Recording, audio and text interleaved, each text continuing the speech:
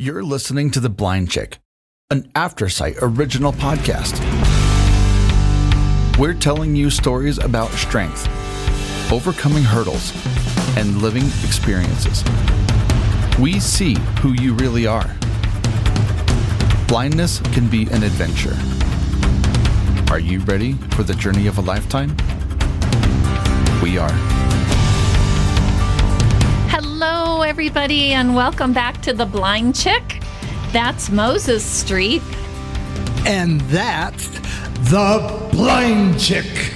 And I know that Penn is off mic right now because she always goes off mic when I'm talking.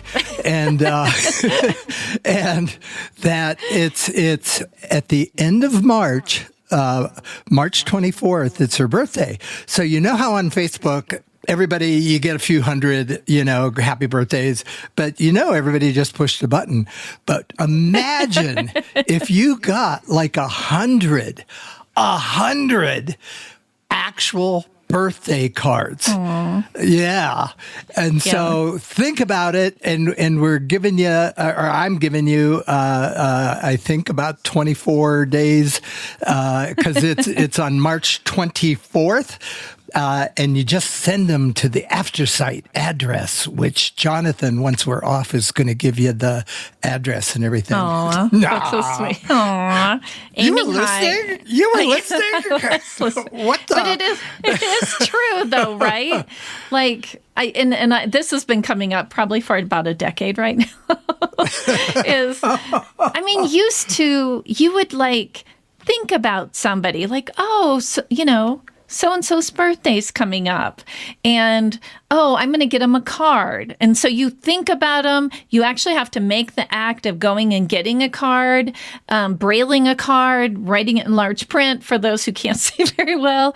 It was really, really special when my brother was alive. He would order my birthday cards way in advance because he would get them online and make sure they had braille, and also that they were tactile. And then, I'd have special friends out there like Megan and Jen. I know you're friends of the podcast, and they would purposely spend time to make sure it was tactile.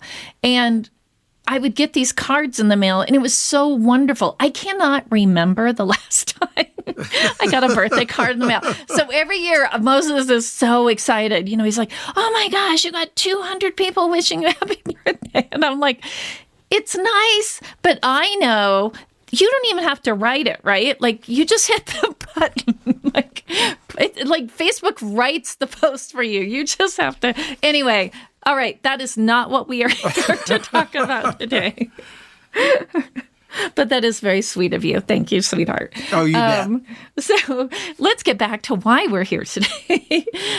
We have an incredible human being on, and not because her name is Penny, because, that's my name. But Dr. Penny Rosenblum is with us today, and I have been really excited for this episode. I have a feeling we're going to be besties after this. Everything I know about her is right up my alley. And she and her mother have really changed the way advocacy is looked at and taught. And that is just one of the things that she has really impacted our world, and not just the blind and low vision world. She definitely educates educators, which is a really hard job to do. So Dr. Penny Rosenblum, and I know you go by Penny, welcome to The Blind Chick. Well, I'm really excited to be here and looking forward to our conversation. Yay. This is great. And happy early birthday. Yeah. Thank you. And I'm excited, and hello from Moses, Penn's husband, because having two Pennies on the show, that means you're really going to get your 2 cents worth of info this show. Yeah,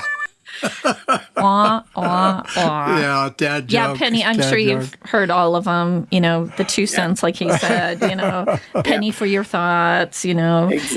That kind of thing. I do have a really neat thing about a penny is a penny joke is that Deeds, Diane Shore, who's jazz legend. Award-winning jazz legend. And I know, Deeds, you are a huge fan of The Blind Chick, and we have become good friends, and we chat frequently. But when I actually got to meet Deeds in person, she actually, on a piano, sang me Pennies from Heaven, and highlight of my life. Everything cannot shine that bright. It was so emotional. Yeah. I do have to ask you about your name because it's spelled like mine, which is like the coin. Is there a story behind your name? There is a story behind my name. It's a two-part story. First off, I was born in 1964, so I'm admitting that I'm 60. And at the time when my mom was pregnant with me, my dad would go to work and he would sometimes drop her off at my grandparents' house, my mother's parents. And at the time, my grandfather was recovering from, I believe it was a heart attack. And he got into one of my grandmother's soap operas. So one day my mom waddled in and said, if it's a girl, we're thinking about naming her Lisa Penny. And my grandfather was like, you can't name her Lisa Penny. Apparently on the soap opera in the 1960s, there was a good girl in the soap opera named Penny and a bad girl named Lisa. And he did not want his granddaughter to be named Lisa. So I was actually named Lee Penny. Which is why professionally I go by L Penny, because I like writing the L in cursive. And also in the Jewish tradition, you name, you take the first letter of somebody important who's passed and you come up with a name using that letter. So my paternal grandmother, Laura, passed about 8 years before I was born. So my father wanted the baby, with an L name. So my father always called me Lee and my mother always called me Penny. So talk about having an identity crisis. and my mom did not want Penelope because our last name Rosenblum had a lot of letters and she thought this poor little kid in kindergarten having to learn how to write Penelope Rosenblum would be a lot. So she wanted short names for her children. So Lee Penny and Jill Linda. Oh, that's beautiful. That's fun. I know. I don't know about you, but growing up, I really didn't know very many Pennies. I met a Penelope here and there, and I even met a Penella. But as I get older, and I'm only 4 years behind you, so actually, we'll be 3 years behind you here coming up. But I know as a kid, people, Penny, before everybody started calling me Penn, they called me nickel, dime, that kind of thing. And then when people started because that's what they do, they shorten your name, to Penn, then people called me Ink and Bic. I'm like, come on. Yeah. Yes. Yeah. Absolutely. Well, I would love for you to share your story and also how your mom played a big part in your journey. And we have talked with other guests on here who've had parents that were advocates, but I feel like yours is pretty special in the things she did. So I'm going to let you start. Tell us. Sure.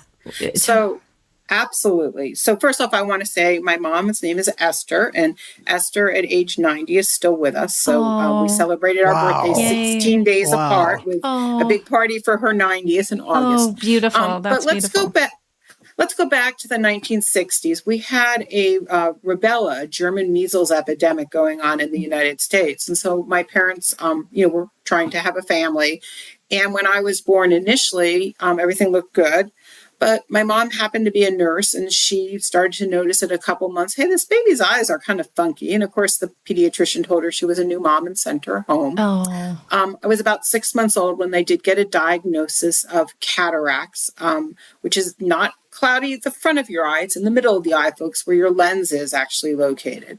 And back in the day in the 60s, they didn't remove cataracts right away like we would do with a baby today. And so I kind of went through preschool, bouncing off of walls here and there, tripping over that there and there. And mom happened to, back in the old days before the internet, see an ad in the newspaper that the New Jersey Commission for the Blind was there to help if your kid didn't see well. And so she got hooked up with the commission in New Jersey. And they came out and they said, yeah, your kid doesn't see well. We can help her a little bit here in school. And we have a camp and, all this nice stuff. And so I started getting educational services as a preschooler. And this was before we had laws that said you had to do that. So Right. New Jersey was ahead of the time at the time in the 70s. When I started elementary school, Mom was pretty adamant that I was going to have some problems with my vision impacting my learning. So her and the first grade teacher paired up, and that wonderful first grade teacher, Mrs. Garrison, came to our house and helped me learn to read after school. They looked at my handwriting and they decided it was abysmal as a first grader. And Mom knew in second grade that they would start with cursive. I don't even think we teach cursive. I don't think. Anyway. I think you're right. Yeah. So Mom asked the Commission for the Blind teacher, hey, will you teach her to type? So one of my first real school memories, it was the 70s, it was we call open concept. So there were very few walls. So I sat at this round table where there were 4 classrooms of second graders around me. And I sat with this big manual typewriter. At the time when you're 7, it looks really big. I remember. I had green tape on the keys. And this lady who in my mind was old, it turns out she was actually only 27, but I was 7. She was going, F, space, Penny, use your thumbs. And 100 kids were looking at me. And that was really tough from an emotional standpoint. Yeah. Mom had some ideas as we went along about things I needed, some of which I probably did need. But if she said I needed them, I said I didn't need them. So lots of stories around, her trying to advocate for something for me and me absolutely refusing to use the large print or refusing to use the magnifier. But Mom really wanted the elementary school to get a Xerox machine. She'd heard about these newfangled things that you put a book on it and makes a copy. Yeah. And so she became president of the PTAs, and the first thing the PTA raised money for was a Xerox machine. That's wow. Because then they could make it larger, right? Is that what the goal was? Well, they could make it larger, right? And they also, back then, they had these things called dittos. So if you're like over the age of 40, you remember the smell of the ditto machine. Yes. If you're under the age of 40, you have no idea what I'm talking about. So just go find an old person. Yeah. But the dittos were hard to see. It was like this blurry purple stuff. And Mom wanted them to give me, quote, a black copy, meaning a Xerox copy. Yeah. But I wanted a purple ditto like all the other kids. Aww. So one day she came into the back of this open concept classroom. I didn't know she was there because there were no walls. And she says to the teacher, what is she doing? She's like, Mrs. Rosenblum, we can give her the black copy, but we can't make her use it. So she's doing the work on the ditto, and then she's going to copy it onto the black copy. And I came home that day, and my mother said, I don't get it. And I said, I want to be like all the other kids, stay out of my life. Let me make decisions about what I need and what I don't need. Then she started to back off a little bit, and I really learned to advocate more for myself. But it was a long process as a kid, and I'm still working on it at 60. Absolutely. Absolutely. So where in your career, or even back up early in your childhood, when you're middle school, high school, you're going on to college, when did you decide this was the avenue you wanted to get into? I mean, so my career, basically, I taught people at the university level to be teachers of visually impaired students. And then I was a teacher. Well, I still am a certified teacher, but I started my career as a teacher of visually impaired students in the 1980s. So there's a little bit of a story to that as well. I volunteered in my high school. I always knew I wanted to be a teacher. Right. Never thought about being a teacher of visually impaired kids. Always wanted to be a teacher. And I volunteered in my high school. The teacher's name was Arnie Lifflin. He's a wonderful man. We kept in touch via Facebook, actually. But I volunteered in Arnie's class, and those students had developmental disabilities. And I thought, I want to be a teacher like Arnie. And so I saw a brochure for a college that was 1,200 miles away in Florida, and they had a swimming pool on the cover. So I decided I was going to go to Flagler College in St. Augustine, Florida, to become a special ed teacher like Arnie. And the year I started, which was 1982, I took some class, and they said, you have to go do 10 hours of volunteer work or whatever it was. And they gave out a list, and the list had a bunch of, schools and places you could go for this intro to special ed class. And one of them was the Florida School for the Deaf and Blind. Yeah. And I thought, that's interesting. So I wandered over there, and the gentleman at the time who did my little interview, Dr. Tuck Tinsley, was the principal at the time. Tuck has since retired as the president of the American Printing House for the Blind, Yes. very well known in the field. Yes. But Tuck sent me out to the playground. And so there's some kids on the playground, and there was a little boy named Jamie. So here I am, I'm 18. Jamie's, let's say, 10 or 11. He's on a swing. And he probably thinks you're old, right? Because Right. So a lot of our kids perseverate. So they ask the same thing over and over again, which I did not know as an 18-year-old. So Jamie, I'm walking up to Jamie. He's on a swing. I'm walking along. This is my first day volunteering. I'm pretty nervous. And Jamie goes, hi. What kind of car do you have? What make? What model? How many doors does it have? What color is it? Is it a 4-speed, 6-speed, or 8-speed? I'm like, I have a bicycle. And he's like, no, you don't. You're a grown up. You have a car. I'm like, no, I don't see really well. I have a bicycle. And he's like, so you're blind? I'm like, no, I have some vision. I can see stuff, but not good enough to drive a car. And Jamie says, okay, well, then what do they mean when they say the sky is blue and the grass is green? And right then I knew it was time to change my major. Oh, yay, Jamie. I can relate to Jamie. Wow. Yeah, yay, Jamie. Wow.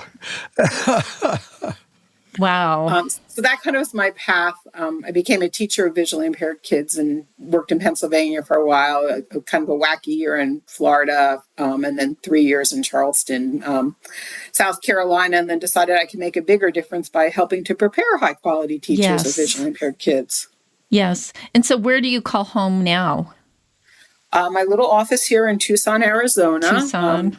Did my doctorate in Tucson in the early to mid-90s, was faculty at Florida State for 2 years preparing teachers, and came back to Tucson in 1999 and don't ever plan to leave. I love it here. Yeah. So I know you talk a lot about the toolkit.